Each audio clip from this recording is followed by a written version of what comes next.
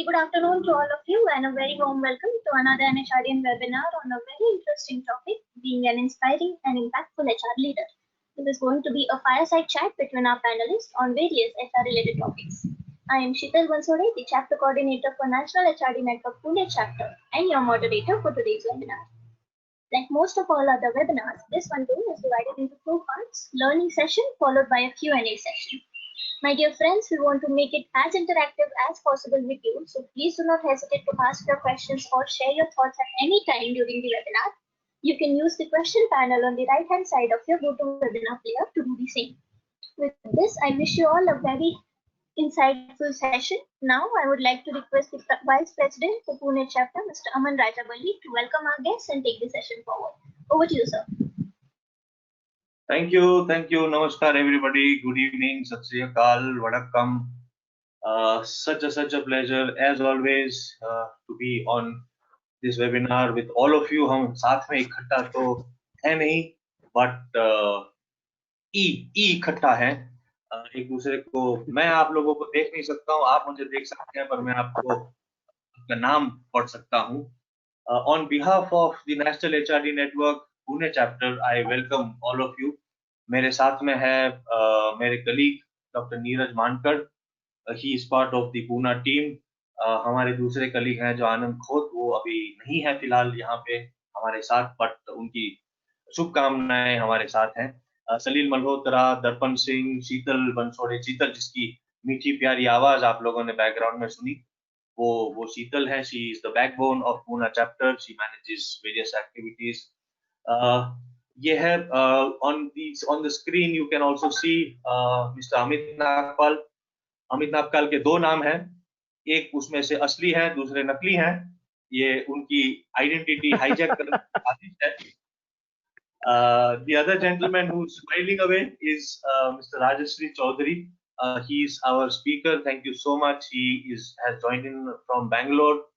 आप दोनों का बहुत शुक्रिया. A little brief about both these gentlemen. कहने के लिए तो मेरे पास बहुत कुछ है, एक्चुअली 4 पन्ने हैं मेरे पास, पर मैं नहीं बोल पाऊंगा इतना सब कुछ. their work, their interaction, their conversation will give you an idea the depth of knowledge, the experience that they come with, and believe me, it is going to be an amazing ride on a Monday evening. Yeah, छोटा सा brief मैं दे दूं आप लोगों को. Amit Nagpal has 30 years of corporate experience. 10 years he spent in sales and the training field. 20 years in the BPO space, managing operations, delivery, customer services, and training and development. Before starting his own organization, Pursuitica, Amit served as the head of training at Infosys BPO.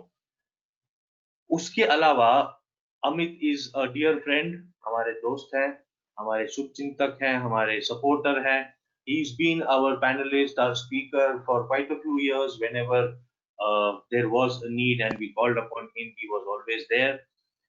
Amit is also now part of the Pune chapter subcommittee and providing his insights and his valuable guidance in various activities that we have been doing. So thank you very much, Amit. आपका स्वागत है. My pleasure. Thank you. Raj he has 15 plus years of experience all throughout in HR and organizational development. He's worked in organizations like Infosys, Accenture, and Amadeus. Currently, he is the director at Amadeus. ये इन दोनों शख्सियत की छोटी सी पहचान है, बाकी उनका काम आपको बताएंगे. Rest, we will continue to interact. This is going to be a highly interactive session in conversation with both these gentlemen. You people are requested to please type in as many questions as you want, and they have promised me that they are going to answer all your queries, and we'll take this conversation forward. Thank you so much. Have a good evening. Over to you, Amit and Raj. Thank you. Thanks, Aman. Thank you so much. Thanks, Aman. Can you hear me, Raj, Aman? Just wanted to. Yes, there was some. Yes, we can. Okay, perfect. So let me start with by saying welcome to Raj. Welcome to our regular webinar session. And for for a very special reason. I don't want to call it as a webinar. I want to call it as a chatinar or a convenar, whatever name we may want to give, because we are not going to be presenting any slides. We are not going to be presenting any polls, we are not going to be doing death by PowerPoint. So that's the promise that we want to give to all our participants. And we want to make it truly a fireside conversational fireside conversation. So welcome to all of you, all the participants who've joined us. Thank you, Aman. Thank you, NHRD, for giving us this forum. Let me share a little bit of my history with my conversations with Raj. So we've known each other for the last 16 odd years, Raj, is that correct? Sure. And Sure. Yeah, it's been a wonderful journey. We've known each other. We've had the reason why we've stayed connected. We see huge value in our conversations. We've had several WhatsApp video calls, Zoom calls over the last so many years. And whenever I'm in Bangalore, I make sure that we meet at MTR, the famous MTR, over steamed idlis. We enjoy over the freshly brewed coffee. By the way, Raj, where's your coffee mug? I hope the participants also have their coffee mugs. Cheers. To make this conversation truly a fireside conversation. And so our conversations have been very cerebral. I've seen Raj evolving as a leader from the BHR days when Raj and I first met. And then from there, I've observed him evolving big time, and deep domain experience from BHR to business HR, from business HR to OD, and in the OD space, managing large and diverse work groups, and at the same time retaining the passion to learn more, being hungry. So that's what Raj is to all of you. And so Raj, just to set the context about this fireside katta or fireside chat, I wanted to share a quick perspective about I've been writing a book over the last 5 years on experiential leadership, and thanks that it's all done and handed over. The manuscript is handed over to the publisher now. And as a part of this research, I interacted with hundreds of leaders across the globe, including management students. And a couple of things that come out really very, very clear, Raj, and of course our participants to hear, are things like leaders still believe they're directionless. A lot of them responded saying, they need a lot of direction. They need mentoring. Where have the leaders gone? Those are the kind of questions they ask. They are worried about prejudiced minds at work. They have self-doubt. And this is not a generic or a very motherhood statement that I'm trying to make, friends. This is clearly data-driven insight that I want to share with you. And this is across all levels. So I met, like I said, students, the young leaders with 3 to 5 years of experience, mid-level leaders with 8 to 10 years experience, and leaders who are close to 45 years of age group and either heading large organizations, departmental heads, HR heads. So it's a wide range of people that I interacted with. So for seniors, for example, they're worried about pipeline. How do I build my pipeline? How do I retain talent? So there is a clear leadership gap here. So what is happening? Is it just my data, or is it something that you see at your end as well? Okay, so quite a loaded question to start our conversation with. You asked for a strong copy. But before I answer that, so thank you everybody for joining in, and thanks NHRD Pune chapter and Amit for this conversation. I hope all of you will find some value to take back from our conversation. Okay, so where are all the leaders gone? Now, I'll be very open on this one, Amit. One of the primary qualities of leadership is stewardship, right? Which is you need to serve others before you serve yourself. Mm-hmm. Look at the term leader, right? We used to talk about people who sacrifice their life for people who they didn't even know, like Vivekananda, for instance, Gandhi, Luther King, Mandela. But somewhere we have started using the term to refer to people who sacrifice others for getting a higher bonus, right? So the former is the kind of leadership which transcends time and space, and which becomes very resilient during time of crisis. The later is all about looking good this quarter, and as a result, you see as a consequence, you see cracks appearing the moment a crisis hits. So I think we need to rethink our definition of what makes a leader. Is it the internal qualities like courage, integrity, intelligence, wisdom, commitment, emotional maturity? Or is it going to be about designations? Or is it going to be about how big is my room, or how big is my paycheck, or how much bonus do I make? So the first point I want to start with is stewardship, which is leaders need to serve others before they serve themselves. I think that has gone missing somewhere. The next something which I feel is, we all love winning, right? We all love to win. We all are in a win it all culture. But the important question to ask ourselves is, we are winning at the cost of what? Are we winning at the cost of being damaged and being scarred? Is that winning at all? Right? We need a little different breed of leaders who would be very sensitive about not inflicting scars on their people. Right? We lose ourselves when we win by compromising the very ideals we are fighting for. And then it doesn't matter whether you win or lose. Even if you win, and we see so many winners today who remain a loser in life. Now, from my corporate observations, I do see as leaders, we become very fond of sameness. We get lost in our echo chambers.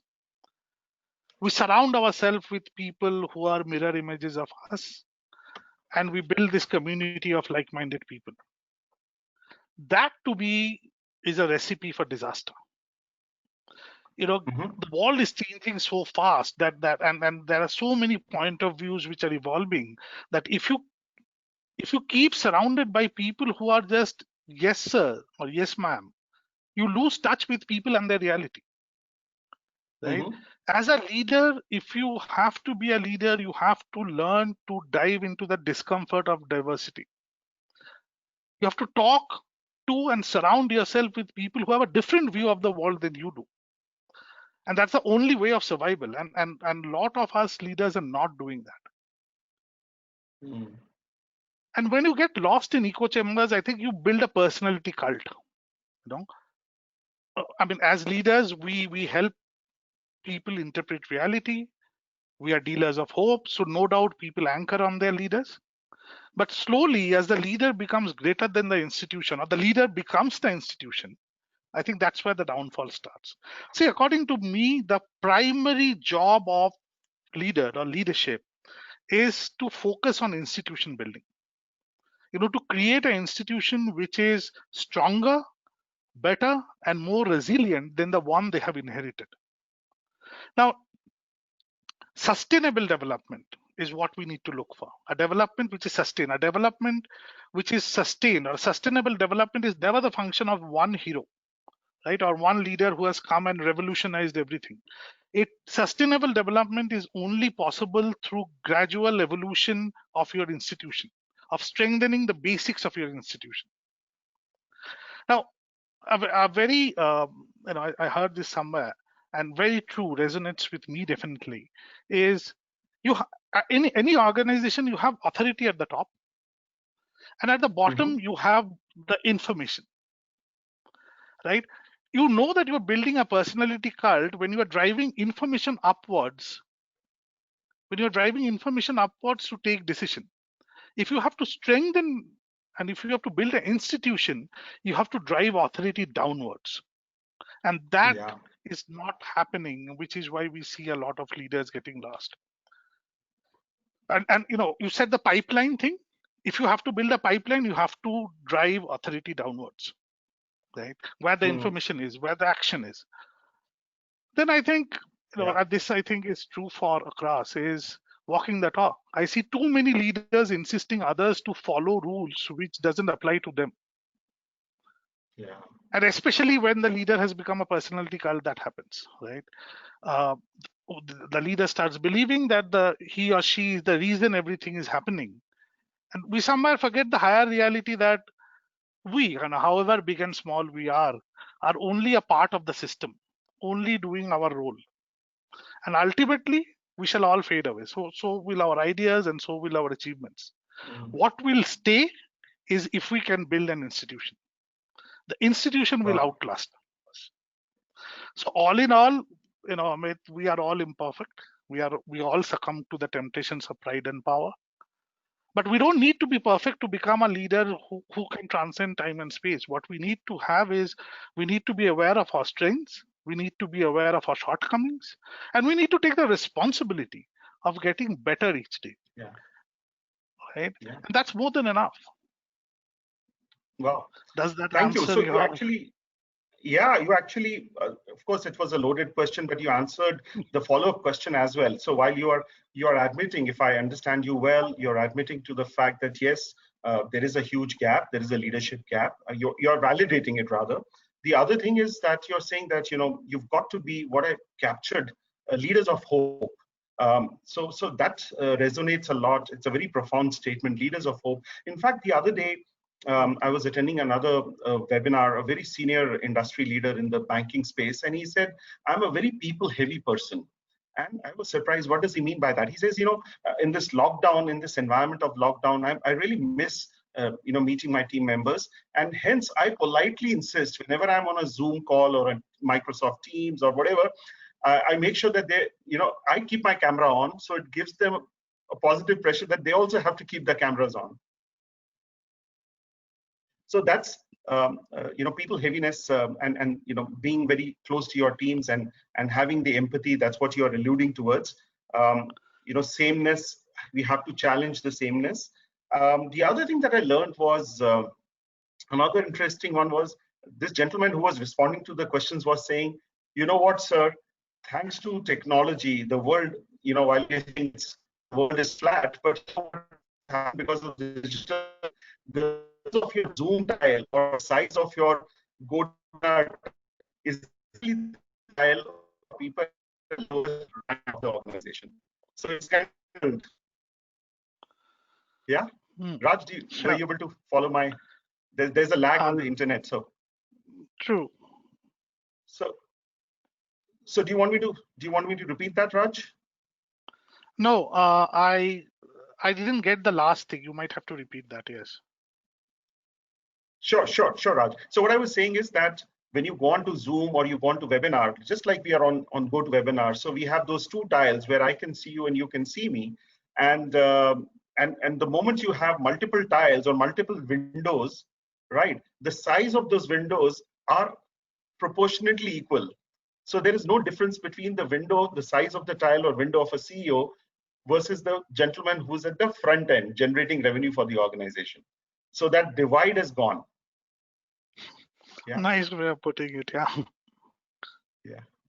So essentially, so you helped answer the elements of how do we plug those voids, becoming really closer to the team, looking at a shared purpose, looking at much larger levels of engagement, deeper level of engagement than just looking at short-term goals. So my follow-up question on that front is that what is the role of leadership in all of this? We all understand. End of the day, we all understand what we need to do. Okay, before I go to leadership, I just want to tell you something which I'm observing in this leadership space, and which probably is a factor of the current pandemic which we are in. I see a trend which is very encouraging, Amit. I see the rise of everyday leaders. In the absence of heroes, in the absence of, as you said, where are all the leaders gone? In the absence of leaders or the absence of heroes, the idea of leadership is getting scattered. You see everyday people, doctor, nurses, supply chain professional, policemen, people in essential services, they have all emerged as leaders. And they have made leadership a verb again. I mean, leadership is back to being action for the sake of others again. And that is a beautiful beginning, which I want to start acknowledging by. Right now, if I come to leadership development, and I can spend a lot of time there, but let me try to be brief here. So and this is again my observation, is leadership at the core of it is all about ideas, right? Mhm. Leadership development professionals and leadership development as a function has done wonderfully across the last few decades to bring up leaders. But somewhere we have to be cognizant that we have turned leadership into a process. I'll tell you the Okay. difference. Process is about compliance. Ideas is about creativity, new thinking, different thinking.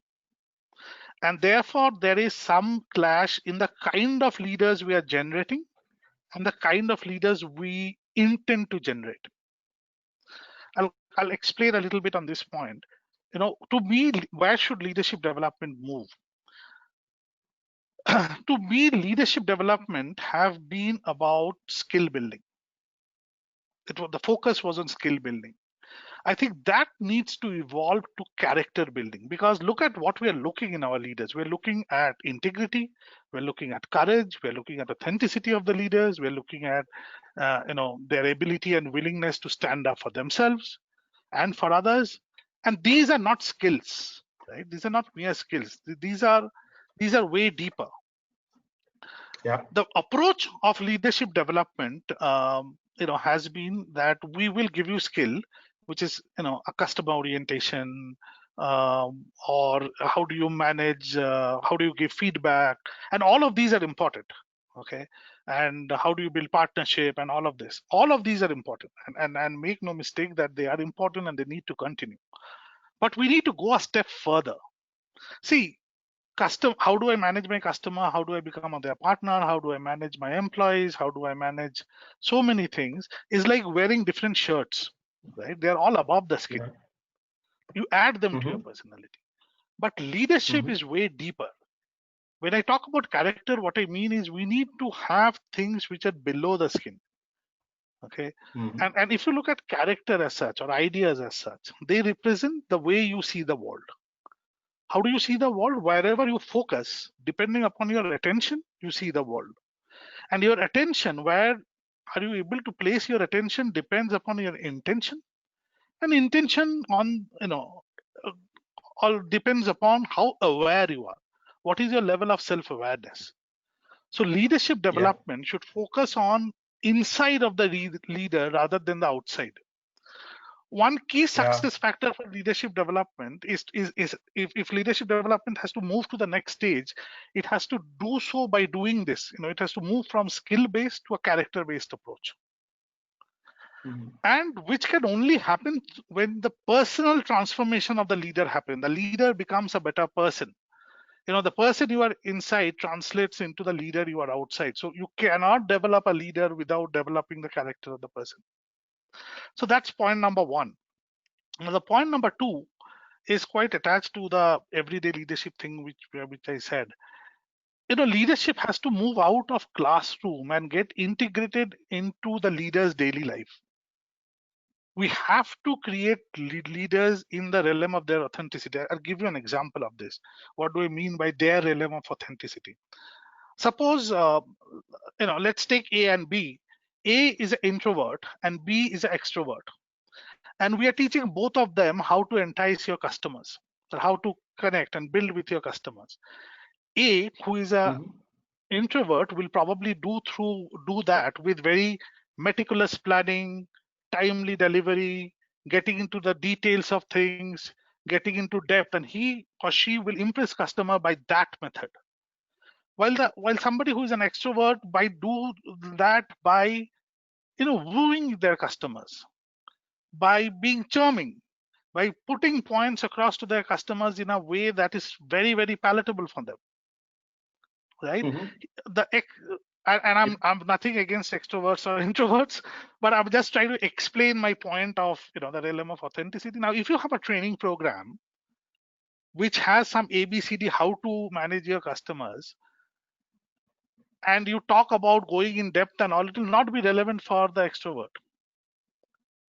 And if you do it by how do you charm your customers, that would not be relevant for the introvert. So the programs today, I see that most of the programs in leadership development that we do are a one-size-fit-all kind of approach, which probably fits the consulting companies because it makes it easier for them. But the corporations need, the organizations like our need, is the development approach for each leader has to be customized as per that leader, right?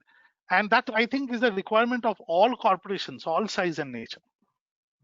So point one, which I said, which is skill-based to character-based approach, is where we have to go and redefine the content of leadership development. The content has to focus more on internal work. If the internal work happens, observable behavior changes will come. Point two, where I talked about a customized approach, is all about looking at the cost structures of leadership program. Today, most of the leadership programs, the ones which are really good, are really costly, right? And most of them have been face-to-face. We need to leverage platforms. I remember, Amit, you were showing me a platform called, the tablet kind of platform where you can Padlet, right? And you can capture that entire program on that, from what has been said, what were each of them feeling, and you can share that with people. I mean, I don't know the cost of that. 120 rupees per trainer per month. Oh, so we need to leverage digital technology like that, right? Yeah. To make customized program for people. And more or less those technologies are there. It's about how do we use it, right? And it has to be a mixture of changing the content and then working on the cost structure and working on the platforms to reach out to as many people as possible. We cannot keep leadership development confined to an elite mass of people. It has to reach these everyday leaders. Yeah. Thanks, Raj. I mean, it's a very valid point you've raised in terms of self-awareness and cost structure, but you also mentioned about domain, and I come from the domain of both HR as well as business operations, and I think it's important that we maintain a balance between the domain and the internal work that we need to do with our leaders. That's not a question. I just want to leave you with that comment. Sure. So moving on from here in terms of the role of, so we've covered that, there is a leadership gap. This is how we need to plug those gaps. We also have to do it internally rather. So a lot of stuff that we do is extrinsic in nature. We have to do things which are intrinsic to us as well. And the cost of learning has to go down so that you can reach the masses, right? So Raj, from that angle, how do we now, move to a next level of making ourselves more inspiring and more impactful? Now that we understand this is what we need to do, what are the other elements? And please do share some of your experiences in the organizations that you've served so far. So what I understand, if I understand your question properly, you're moving to the central piece of our conversation today, which is how do you become an inspiring and impactful HR leader? Yes. Okay, now let me put some disclaimer on this before I start. So, today I see a lot of conversations around how do we bring artificial intelligence to HR? How do we create better HR systems? How do we bring analytics into HR? What kind of performance management system should we use, and all of that. All of that are extremely, extremely relevant, and we need to progressively keep doing better in all this field. But my personal opinion is all of these are means. They are not the objective, right? They're not the objective of HR. These are means to reach the objective. And there's a lot of focus on the means, and somewhere I feel that maybe the objective is somewhere getting lost. And if you create the best performance management system, if you create, great HR analytics, you would end up creating a very, very efficient and very, very resourceful HR practice. But you will not end up inspiring or being impactful. Because inspiration and impact is not about the means. It is not about systems. It is about people, right? You're inspiring people. You're not inspiring machines. You're not inspiring, Machines. Yeah. So if you have to inspire people, I think as HR, the first thing we need to do is bring the human back in HR. HR has now Yeah. become or is becoming very, very analytical, very, very mechanical, and all for right reasons, all for the good reasons. But we can't lose focus of the end. The end is about being human, right? About making our organizations more human. So I strongly believe that there is nothing weak, nothing passive, and nothing naive in being Okay. human first and leaders second or resources second. I mean, look at it. Look at what's happening in the world or in our country today, right? We're howling for connections which are real. We're howling for connections which are flesh and blood. And the virtual connections have miserably failed to fill up that void, right? As HR for us, the fundamental faith in human progress has to be the North Star which guides this function. We cannot lose faith on that. We cannot dismiss it as silly or naive, which I see a lot of us doing today. We cannot divorce the decisions which we make in our organization from our innate humanity. If we do that, that will result in collective failure. Okay, so what I think the most inspiring part of being a HR is being able to explore human possibilities, and we should focus back on that. Of course, through those tools. Of course, analytics help in that. Of course, AI will help in it. Of course, a better recruitment tool will help in it. But the focus is that to explore human possibilities and not these tools. They're just means. Right? Tomorrow something better will come, but the exploration of human possibility will not go away. Mhm. Okay, now as a HR leader, okay, I think you should care very deeply about the narrative of your people. You should learn to listen. And I can tell you from my experience, listening is a skill you develop over the years. Okay, listening and listening deeply, what is being said and what is remaining unsaid, is a skill which you have to practice to listen. And it's a practice. It is, you have to tell your mind that you are listening to listen and not to answer. You are listening to understand, right? And not to throw across your point of view.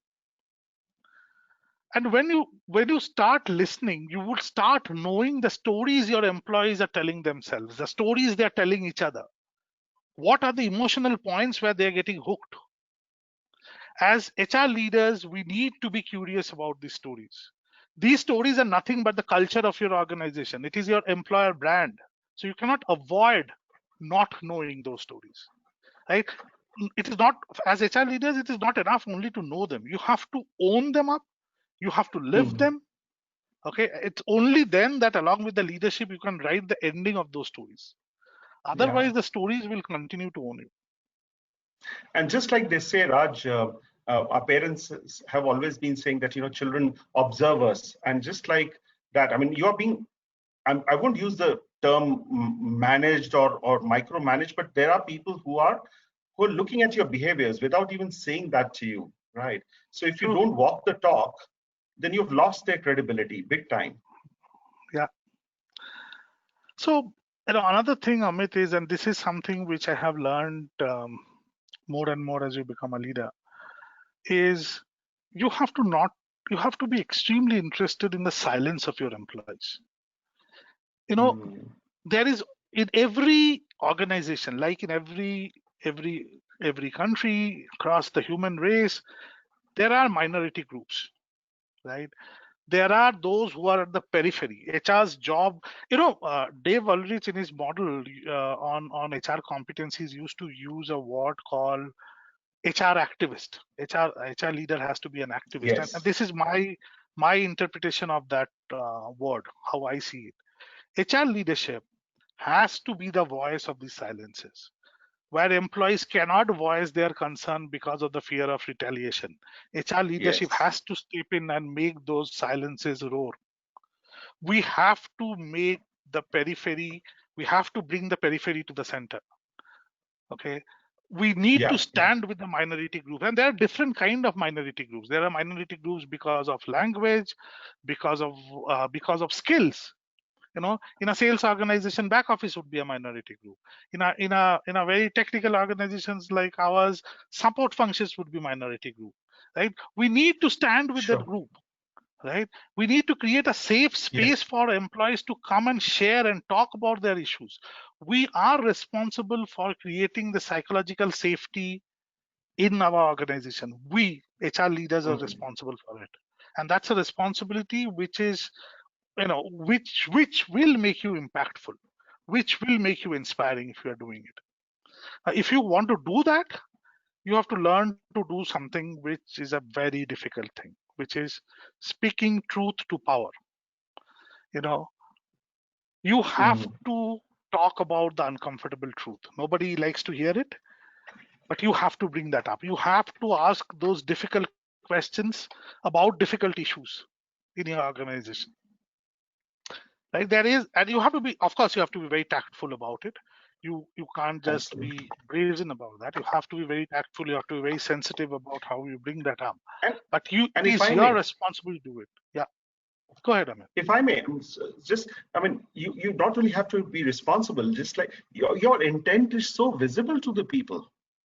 So you can speak the truth to the power as long as your intent is Puritan. Your intent is very, very clear why you're asking this question, or why you're pushing hard on data or resources, right, Raj? Absolutely. And that intent, if not clear, has to be spelled out.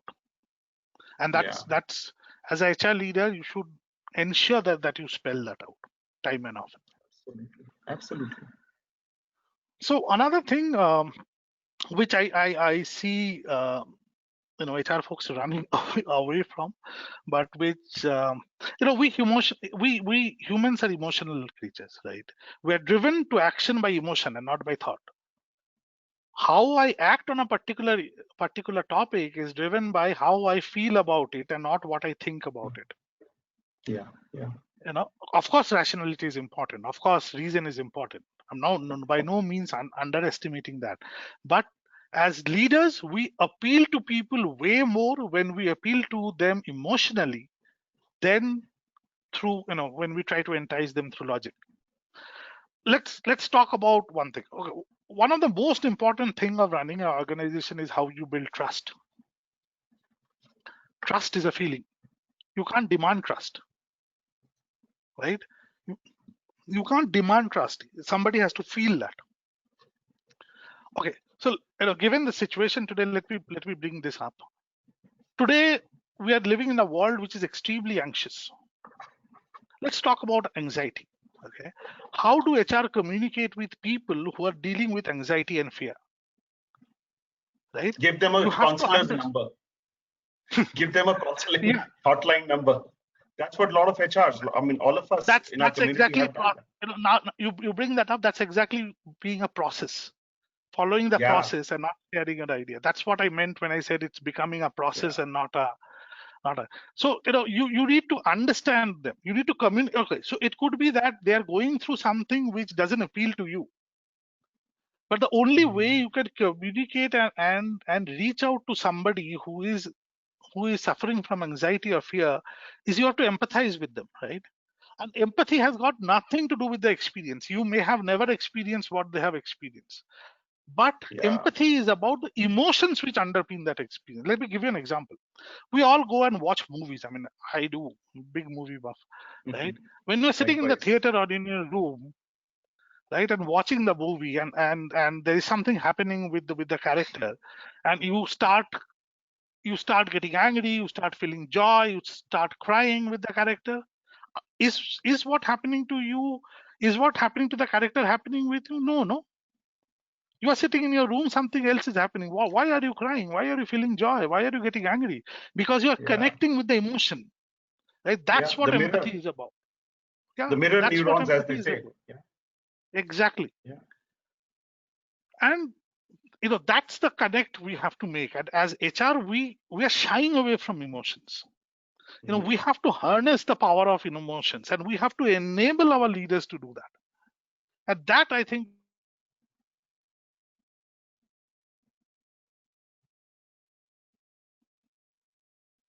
Raj, your screen is frozen. And at least I can't hear you, Raj. Same here. I think there must be some technical glitch there. in Why don't reality, you Raj, are you back? So while we wait for Raj to connect back, I wanted to share with you all a very similar kind of an emotion which was resonated by a CEO of a very large organization that I was interviewing. And he said, there is a myth around identifying, Raj, thanks for, hey, I'm you're back. back. Sorry, guys. Yeah, so let Yeah, me I'm just, I was just about to, share a concept which I resonate so much with you. And the CEO that I was interviewing, Raj, mentioned saying that, it's a myth that we always live with or even celebrate, saying, yeah, you need more intellectuals to rise to the top level of the organizations. And he says that intellectualism is something that as a CEO, he wants to challenge. And he wants to promote the fact that as an organization, as an ecosystem, you need both intellectuals as well as people with the heart, people who focus on employee quotient, who focus on intelligence, skills, on the emotional intelligence, on the curiosity intelligence. These are the elements which are equally required. That's what the CEO mentioned. And your thoughts just triggered those thoughts in my mind as well. So brain and heart have to go together. Yeah. true. So over to you, Raj. And Yeah. I don't know where you lost me. I spoke about the emotions part, and I was getting into another area. See, look at us as humans, right? Human body is 70% water, which basically means that we have and so is human nature. Human nature is also flowing. We all have multiple. We are very layered, right? As human beings, Yeah. very complex.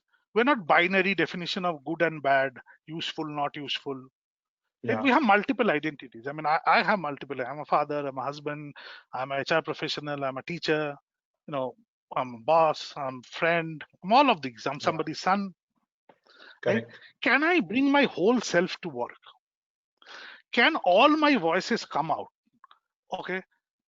If you want me to work wholeheartedly, if I have to give my discretionary effort, I need to be who I am, the whole self at work. Right? If you want me to artificially distinguish myself between work and between life, and then you would get only half of me. You would not get the full, right? You will not have me wholeheartedly here, right? To create space, and I think as HR leaders, we need to do this.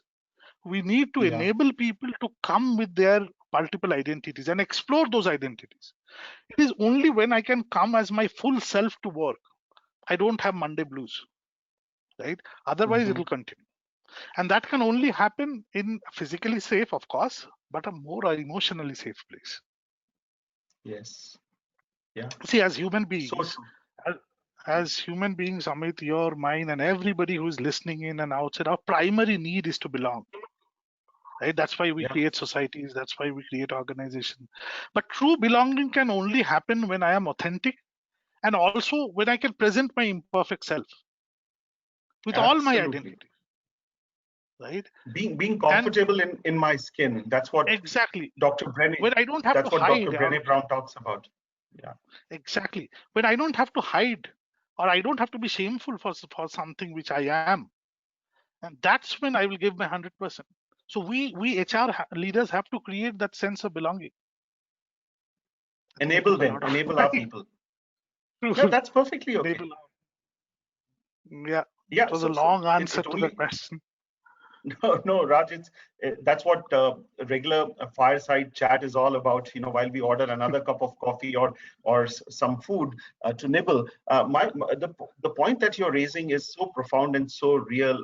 Our job as HR evangelists or crusaders or activists, as you rightly said, is essentially to enable that function, to enable that environment. And you need all kinds of nutrients to do that. You need, those bitter pills to to swallow. You need you need to change your processes. You need to look at what kind of people you're hiring. You need to look at training them, and there's a variety of stuff that we need to do together to get there. And so beautifully said that being comfortable and being open about being wholesome. That's what you said, and also sharing your vulnerabilities. Being open about your vulnerabilities. How many leaders today are so open about what they believe is best that they can offer? What are their strengths and what are their weaker or not so areas of stretch? As we say, a better word for weaker. So what are the areas of stretch, and being open about it and saying, hey, I need help in this area, and be inclusive about it as well. True. So well said, Raj. Curiosity, deep listening, exploration of the possibility of the human possibility, and people inspiring people. I think that's very, very important because end of the day, it's a people connect. But Raj, one doubt I have in my mind, and I'm sure many of our participants on the call, on videos would have a similar thinking. Not being a pessimist, but being a realist, I think this COVID thing is going to last a little longer. In terms of the fact that I don't think we'll get into 100% work from office in a shorter period of time. So work from home is going to be a reality. It'll continue to be a reality for quite some time. Organizations have realized that they can save millions of dollars by not supporting business travels for a day or something like that. So in an environment where we are slowly getting comfortable towards working from home, or at least becoming a lot more aware of what we need to do, how do you build that connect? How do you get into becoming an active listener, a listener at level 3 or level 4? How do you do that in a virtual environment, Raj? Okay, so I hope since it's not you brought... Hello? So Amit? I'm saying, yeah, go ahead. Yeah, you can hear me? I can okay. hear you. No, I said, I hope it was a longish question, but I hope you got I got this. the thing that I'm So seeking you're saying on that behalf of the larger. How do we connect in these times, right? I mean, how do we connect when we are working from Because home? And these all I'm times are talking going to about last is longer. Yeah, all I'm talking about is belonging and connection and all of that. And how do we do it virtually? Yeah. If I may put your word. So let's talk about, in the current situation, what is a fundamental shift which has happened? There's a fundamental shift which has happened in the way we manage people. We were all used to Tom Peters management by walking around. We manage people through our presence, our and theirs presence, right? 70% of the communication is body language. So I saw you, I know, I look at your face, or I see your body language and I understand what you are feeling or how you are. That has moved to leading from a distance, right? We are leading from a distance today. And that 70% body language, which is missing. And here I would say, I mean, the thing that I have learned is you have to, in a virtual world, become extremely intentional with your words and extremely intentional in your deeds. For example, I walk into office, me and you look at each other. I say, I just shake my head like this. I'm asking how you are doing, and you do this, right? Yeah. Done. I know you're doing well. But in a virtual connect, how do I do that? I need to listen to your voice. I need to listen, and of course, I ask you intentionally. But even when I'm asking you intentionally, you're seeing what is happening, right? You're seeing people posting happy pictures, happy videos, and then what is happening to them. I need to listen to your voice very carefully. I need to listen to the tone. I need to listen to where you pause, right? Yeah. Where your tone shifts, where your voice becomes a little wobbly. I need to listen to those. I need to become extremely intentional in the way I'm listening. And we need to do that. Across, we are seeing so many cases of mental health which are emerging. And it's emerging in our organizations also. And we need to be intentional about it. right? And at all as levels. And at all levels. at across levels, yeah, across levels. I mean, mental health has no age and no level barrier. As managers, we need to be anchor for our people in these difficult times. You know, employee engagement in these times means being emotional anchor for your people. You need to help them stay connected to the purpose of your organization, and you need to help them to find meaning in those connections. You know, I would say very quickly, I'll say 3 points which comes to my mind. As a leader, be authentic. Okay. Yeah. Don't become a know-it-all leader. Try to learn. Tell people truth. Don't pretend that you have all the answers, because none of us have. We have never faced a COVID situation in our life. Don't try Yes. to control things which you cannot. Stay Yes. visibly close to your people, and I repeat this word. You know, you talked about the leader you were speaking to who puts his video on and say stay visibly close to your people. Yes. Acknowledge their Yes. fears, right? Yes. Acknowledge their fears, but don't dwell in them. So try to be authentic with your people. Absolutely. Try to be a container for your people. Try and create a psychologically safe space for your team. Create a space where they can come and share what they are going through. Yeah. Try to encourage and anchor open conversations, and ask Yeah. individual what they need to feel. And this is what the intentionality is about.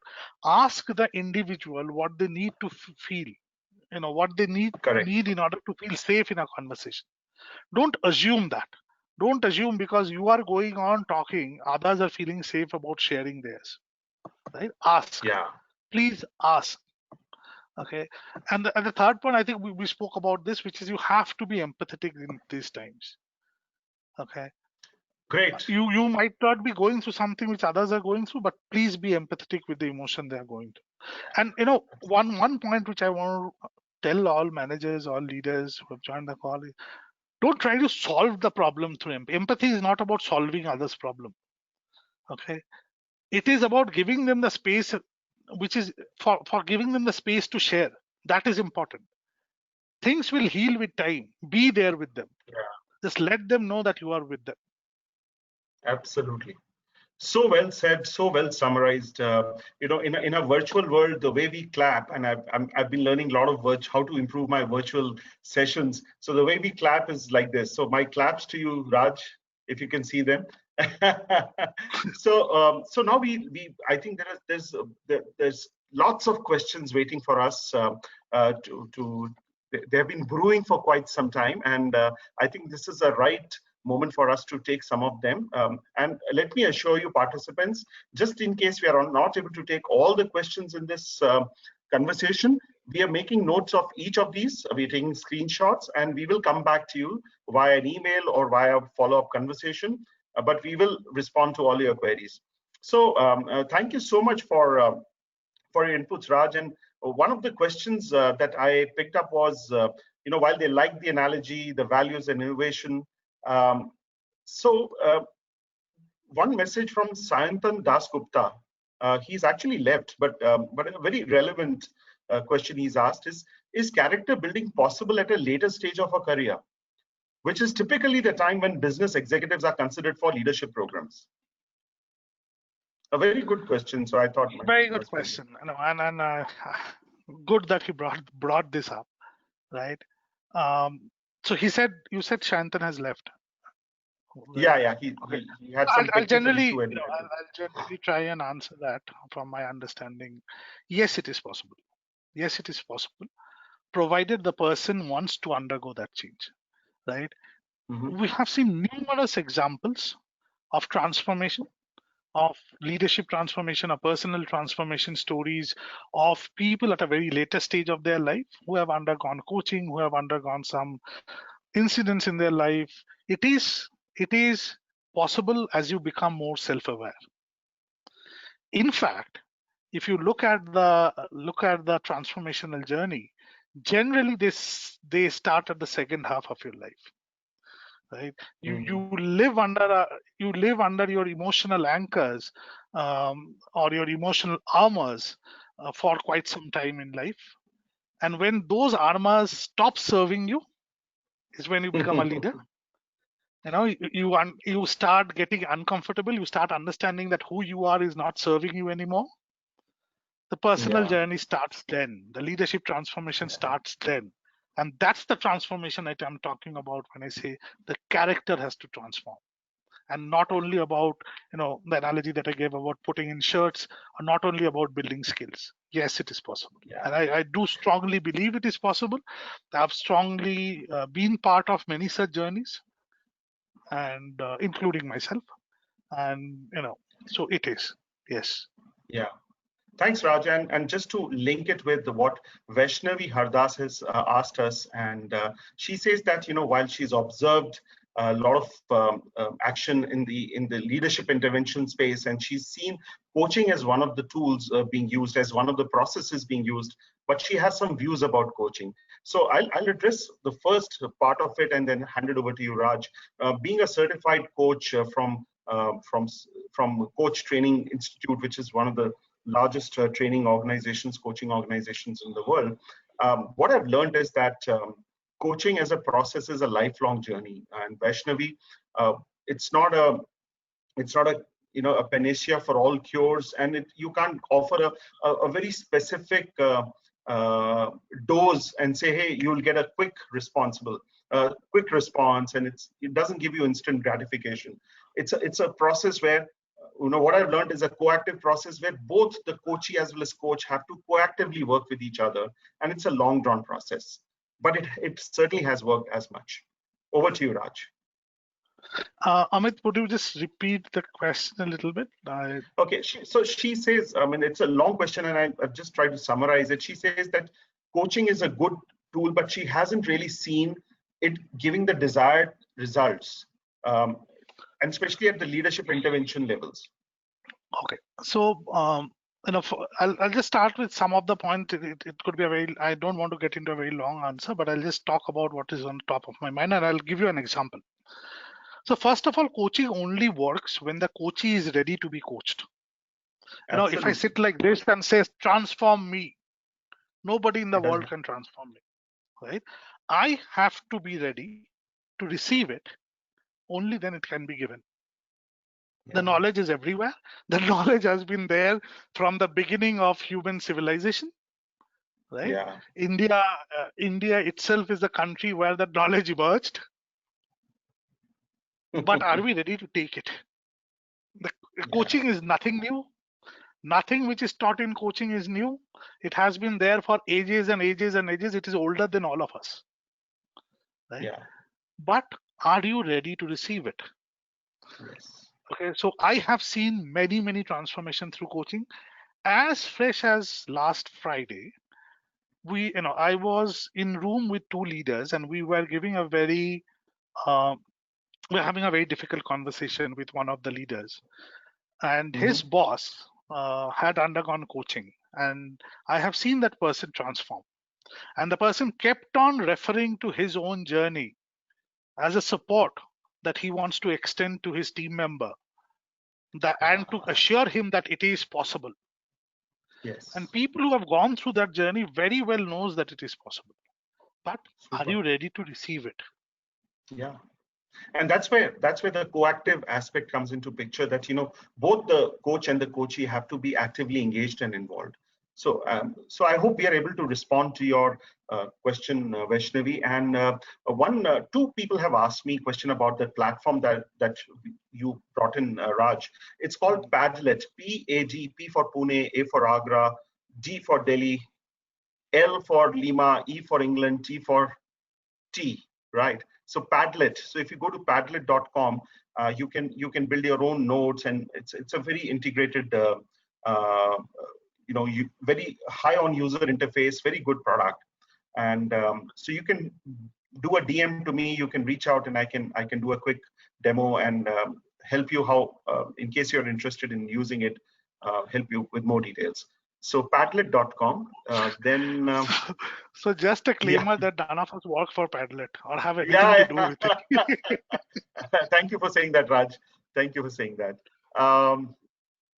Just a second. There's another one. Usually, HR leaders. So this is Leena Vaidya. She says, usually when HR leaders are compared with other function leaders, they are viewed negatively in understanding the needs and concerns of the customers. Hey, you don't know us. We are the ones who are closer to the customer, so you better, stay away. So what could be the reasons for that? Okay, this is surprising, and I'll tell you why is it this surprising for me. HR is preparing or is responsible for hiring, engaging, developing, along with the leaders, for all the people who will face your customers. And if HR is not aware of what are the customer demands, or what does the customer want, what are they preparing these people for?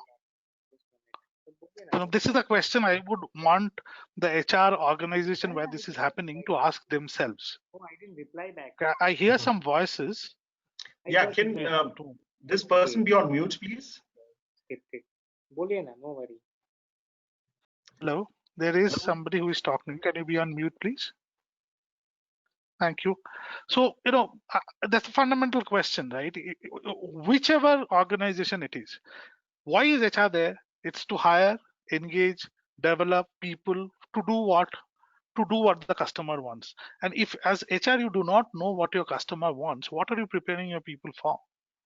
Right, so it has to be a function. Yes, you don't need to go and face the customer every day, but you need to know very, very well what your customer wants and what has been the trend and what are the shifts in their demand. Because if you don't know that, how would you prepare your people for that? Right, so customer engagement is you remember the organization that both of us worked with together. As HR with you, I used to go and make the presentation to the customer whom we were trying to get in. Right? So if I do not go into those presentations and face those questions, how will I know what they want?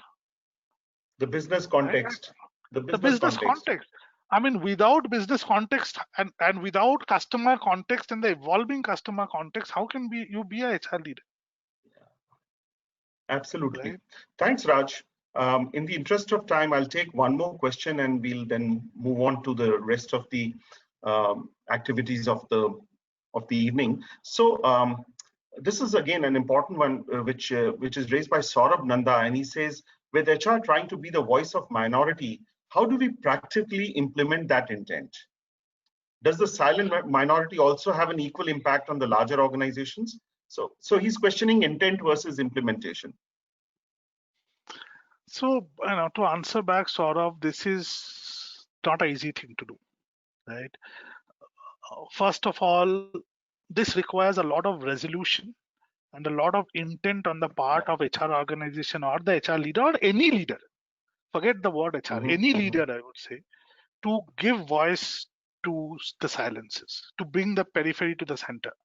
I mean, because that comes with its own set of challenges. When you try and do that, you will feel and you will face backlash from everywhere, right? Especially the majority group, they would start questioning, and then there would be, you would get challenged on data saying, oh, you're talking about people who are only 5%, 10% of the organization. How does that matter? And all of that. But I fundamentally, I spoke about institution building, right? Institution building, let's look at institution building as a car running on 4 wheels. Can you run a car if the back wheel is punctured? Or can you run a car if one of the parts is not functioning? You can't, right? Yeah. It will stop. And when you do not give voices to those silences or the requirement of the car, because the other three, the majority is okay, you would not be able to function. So for a sustainable organization, an organization which is continuously developing, right, you have to get the views of all the corners, however invisible they are. And how do you make it possible? It is the intent of the leadership. There is nothing, and that's why I say it's people to people.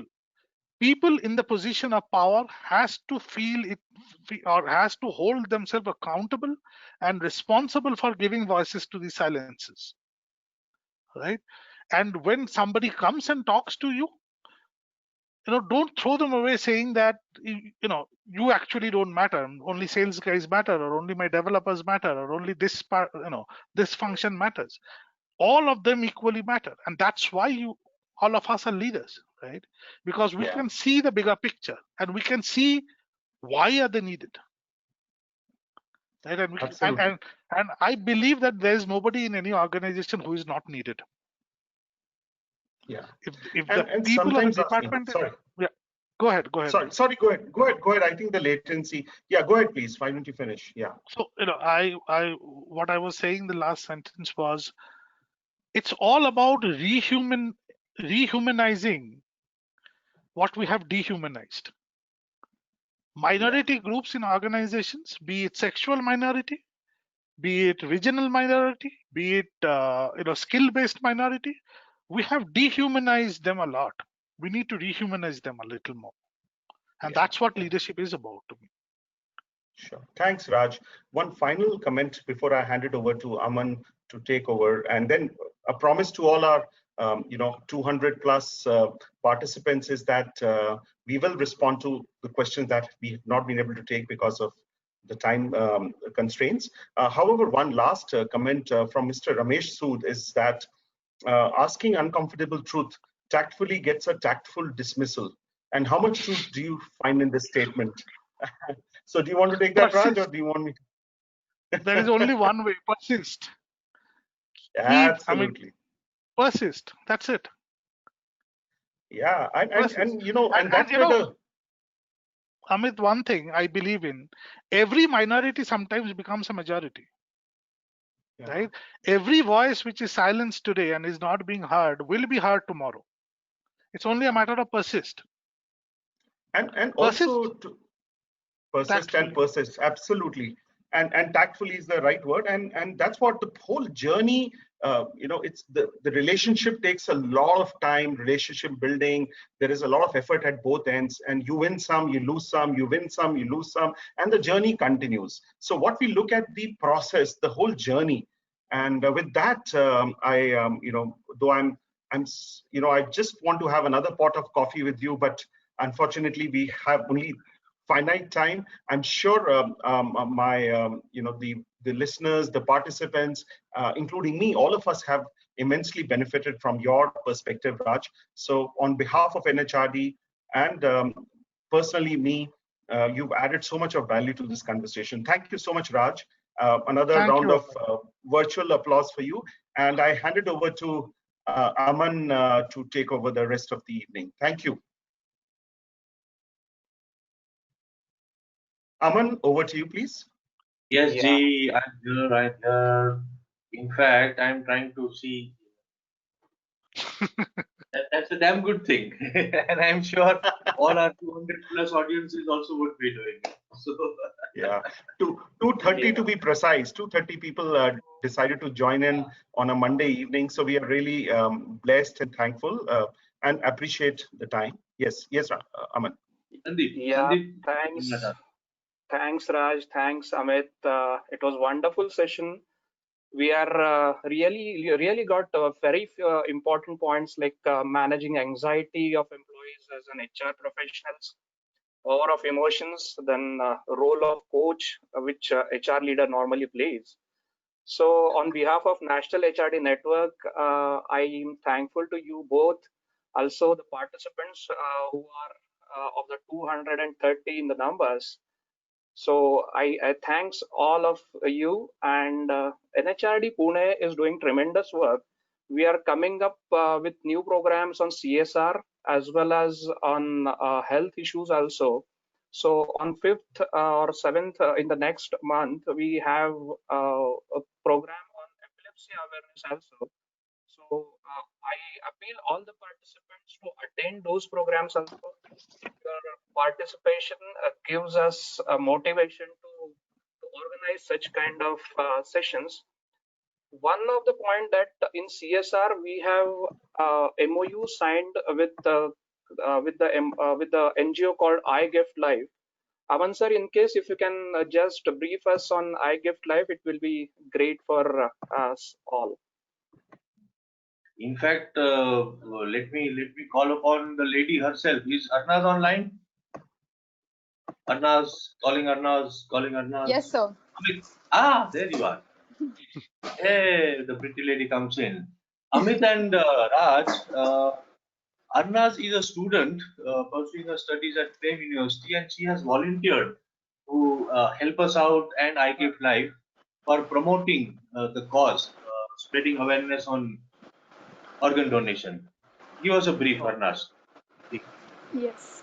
So IGF Life's main focus is to spread awareness about organ donation. The sole reason being that 8 in 1 crore Indians donate organs after their death. And we are a population of 130 crores. So on that scale, the number of donors are really less compared to the number of people who are receiving the organs.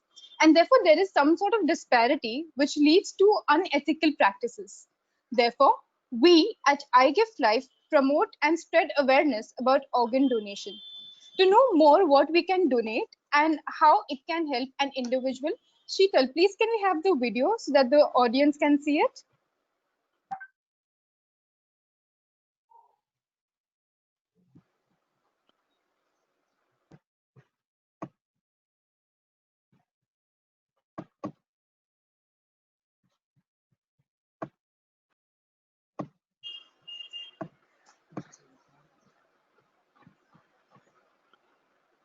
Okay तब तक कुछ और बताइए अपने organisation के बारे में.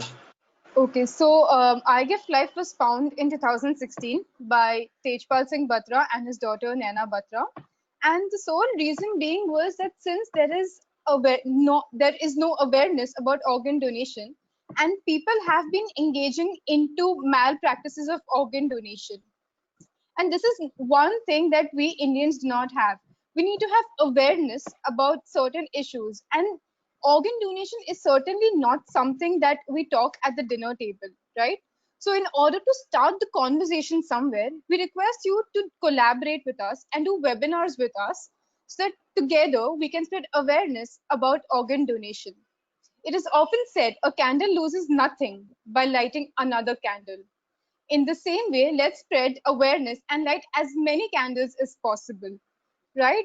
And it is often said in Hindi, किसी और का सूर्योदय किसी और का सूर्य अस्त किसी और का सूर्योदय हो सकता है.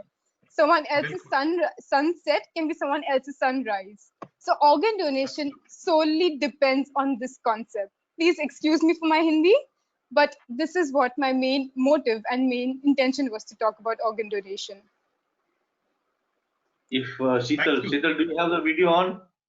If you don't have the video on, no problem. We will show it in the next webinar. But thank you so much, Arnaz, for being with us. And that was a good thing that you shared about Alta Suraj, Ukta Suraj. Yes, absolutely. There's something else that I want to share. Yes, of course. Virtual thanks to Arnaz. we will remember this.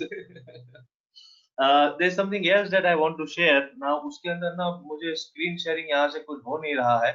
I don't know. I still am seems to be coming from a stone age or dinosaur. They share my screen. Okay. Now how do I do that? Are you able to see my screen? Not yet. Yeah, we can. You can see my screen, is it? Yes, yes. Oh, Shame Sukoon. Wow.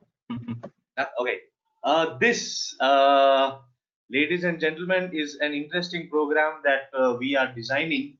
The idea is as it is. आप लोगों को तो सब दिख रहा है कि एक सवेरा जब शाम क्या है, एक सवेरा था जब हंसकर उठते थे हम, आज कई बार बिना मुस्कुराए ही शाम हुआ करती है. And is it not so true, Amit and Raj, that we get so bogged down with the kind of work pressures that we have, and now more importantly in this lockdown period, पता ही नहीं चलता यार. Whosoever I speak with, वो दोपहर को phone करते हैं तो गुड मॉर्निंग बोलते हैं, अंदाजा नहीं रहता है. कभी ट्यूसडे को फोन करते हैं तो बोले अरे आज वेडनेसडे है, आज मंडे है. We've lost track of time because we are there's so much of pressure. So at NHRD Pune, we decided that why don't we just have a sukoon bhari sham, enjoy, kick back, relax, have a drink in your hand or have a favorite snack or cheers. But this is water, by the way. So ये है, I am not going to reveal more details to you. This is only a trailer that I am sharing this with you. But please block your calendars for the 5th of July. शाम को 6 बजे हमारी फिर मुलाकात होगी। और आप नीचे में नाम देख रहे हैं, आपके मेजबान वो है मैं हूँ, और मेरे साथ एक हसीन बहुत ही खूबसूरत हमसफर होगी। अवनीत नाम है उसका, वो अभी अवेलेबल नहीं है, वो थोड़ी बीमार पड़ी हुई है। But yes, so this is what it is. Sandeep, you want to share anything else? I think, yeah, about future programs, in case if you just invite us, that will be great. Sorry, we are unable to hear you. Yeah, in case if you can just throw a light on upcoming programs a little bit, it will be great. Yeah, Zarur. In fact, apart from what Sandeep shared, that we are doing a couple of programs in the CSR field, we also have designed a couple of workshops, skill-based workshops. Women leadership के ऊपर एक है, Raj.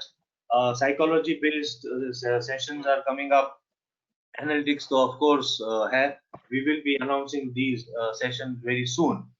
So until I think September, it seems that we've blocked our calendars, and these regular webinars will continue.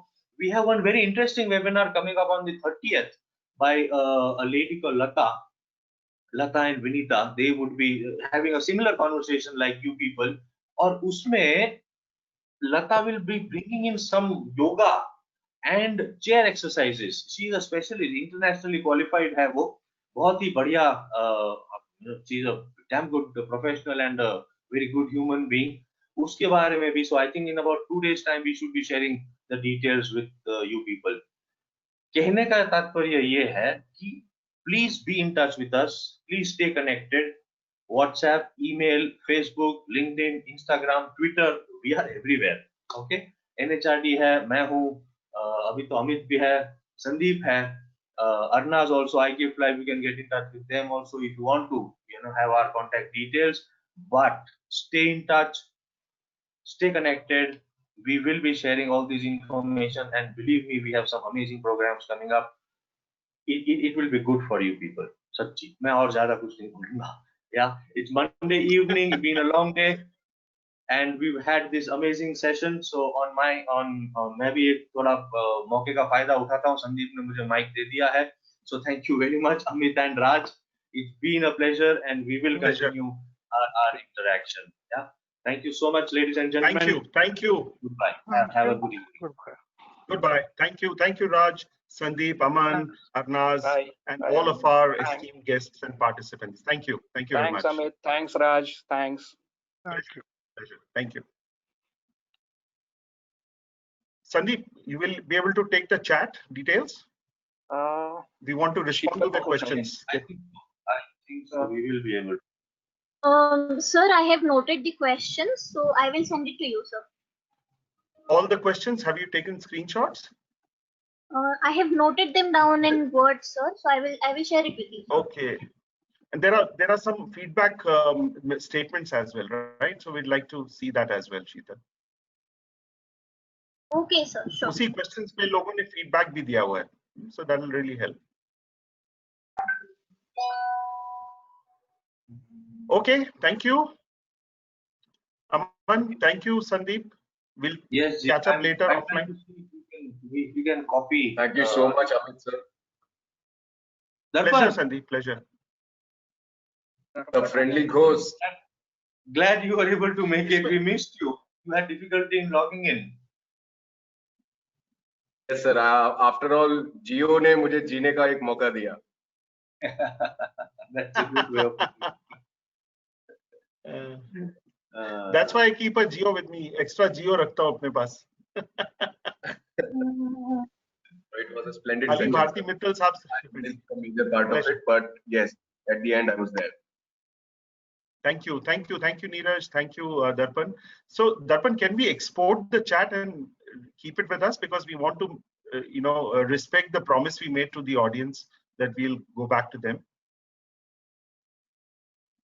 I think we can save chat log, Darpan. ये तो chat का है. How about the questions? Sorry, what I meant was Questions question में, log.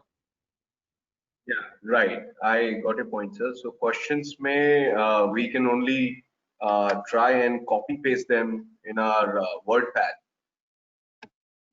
ठीक है, तो because कर there is दीजिए no please. exporting option as such been available with us as far as I've been trained with it. So I tried copying a question from the question tab and still it is not coming there. So I guess the method that Sheetal has used would work for us, that she has manually noted down all the questions and their feedback. Okay, all right. Attendees भी 75 अभी दिख रहे हैं. How can?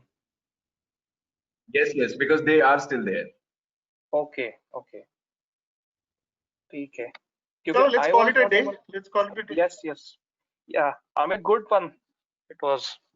Thank you. Likewise. I'm sure we all benefited as a result of it. So this was. Definitely. Thank you. I'll Great. give Raj feedback Chalo. as well. Thank you. Bye-bye. Yes. Take care. Bye. Yep. Take Bye. care. Bye. I think there is a way where we can export it. I just found out the export file where all the attendees and their contact details will be there.